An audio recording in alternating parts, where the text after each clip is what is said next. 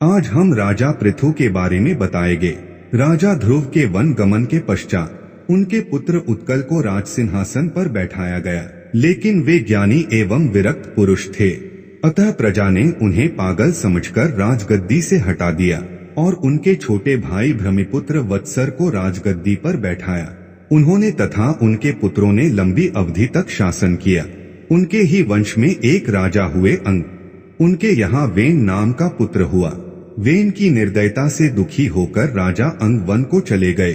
When ने राजगद्दी संभाल ली। अत्यंत दुष्ट प्रकृति का होने के कारण अंत में ऋषियों ने उसे शाप देकर मार डाला। वेन के कोई संतान नहीं थी, अतः उसकी दाहिनी भुजा का मंथन किया गया। तब राजा पृथु का जन्म हुआ।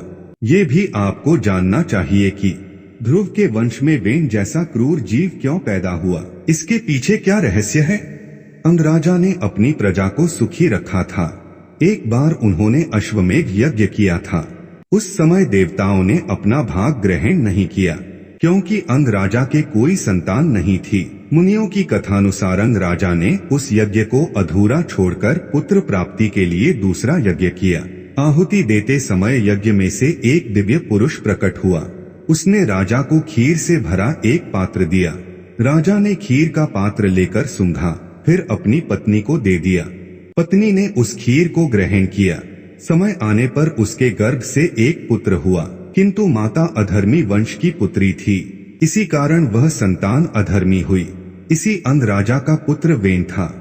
वेन के वंश से राजा पृथु जन्म हुआ। पृथु के जन्म से हस्तरेखाओं तथा पाव में कमल चिन्ह था, हाथ में चक्र का चिन्ह था। वे भगवान विष्णु के ही अंश थे। ब्राह्मणों ने राजा पृथु का राज्याभिषेक करके सम्राट बना दिया। उस समय पृथ्वी अन्नहीन थी, प्रजा भूखी मर रही। प्रजा का करुण क्रंदन सुनकर राजा पृथु अति दुखी हुए। जब उन्हें मालूम हुआ कि पृथ्वी माता ने अन्न, औषधि आदि को अपने उदर में छिपा लिया है, तो वे धनुष बाण लेकर पृथ्वी को मारने दौड़ पड़े। पृथ्वी ने जब देखा कि अब उसकी रक्षा कोई नहीं कर सकता, तो वह राजा पृथु की शरण में आई, जीवन दान की याचना करती हुई।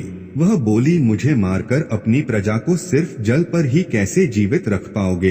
पृथु ने कहा, स्त्री पर हाथ उठाना अवश्य ही अनुचित है, लेकिन जो पालन करता अन्य प्राणियों के साथ निर्दयता का व्यवहार करता है, उसे दंड अवश्य ही देना चाहिए। पृथ्वी ने राजा को नमस्कार करके कहा, मेरा दोहन करके आप सब कुछ प्राप्त करें। आपको मेरे योग्य बछड़ा और दोहन पात्र का प्रबंध करना पड़ेगा। मेरी संपूर्ण संपदा को दुराचारी चोर लूट रहे थे, अतः मैंने वह सामग्री अपने गर्भ में सुरक्षित रखी है। मुझे आप समतल बना दीजिए। राजा पृथु संतुष्ट हुए। उन्होंने मनु को बछड़ा बनाया एवं स्वयं अपने हाथों से पृथ्वी का दोहन करके अपार धन धान्य प्राप्त किया। फिर देवताओं तथा महर्षियों को भी पृथ्वी के योग्य बछड़ा बनाकर विभिन्न वनस्पति, अमृत, सुवर्ण आदि इच्छित वस्तुएं प्राप्त की।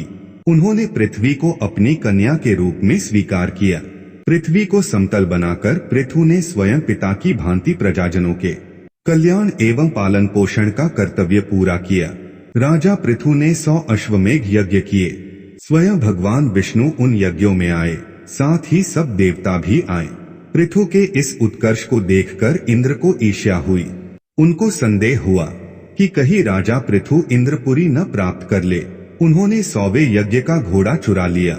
जब इंद्र घोड़ा लेकर आकाश मार्ग से भाग रहे थे, तो अत्रि ऋषि ने उन्हें देख लिया। उन्होंने राजा को बताया और इंद्र को पकड़ने के लिए कहा। राजा ने अपने पुत्र को आदेश दिया। पृथु कुमार ने भागते हुए इंद्र का पीछा किया। इंद्र ने वेश बदल रखा था।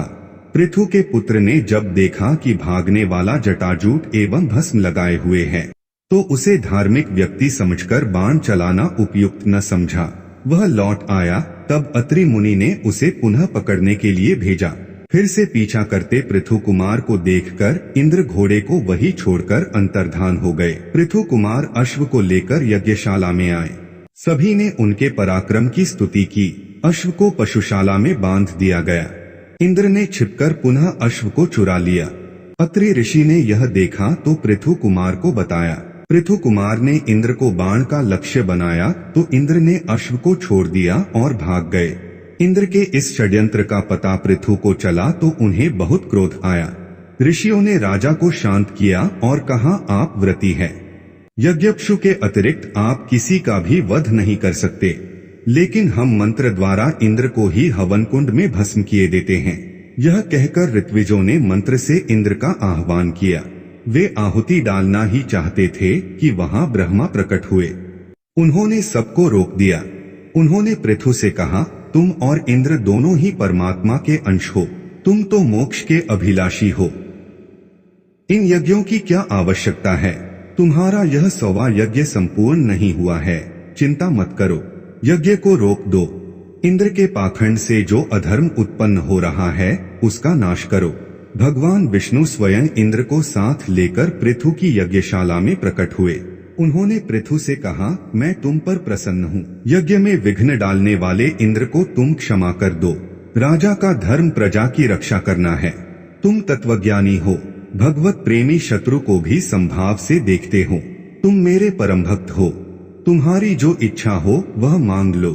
राजा पृथु भगवान विष्णु के वचनों से प्रसन्न थे। इंद्र लज्जित होकर राजा पृथु के चरणों में गिर पड़े। पृथु ने उन्हें उठाकर गले से लगा लिया। राजा पृथु ने भगवान विष्णु से कहा, भगवान, सांसारिक भोगों का वरदान मुझे नहीं चाहिए। यदि आप देना ही चाहते हैं तो मुझे सहस्त्र कान दीजिए, जिससे आपका कीर्तन, कथा एवं गुणगान हजारों कानों से श्रवण करता रहूं। इसके अतिरिक्त मुझे कुछ नहीं चाहिए।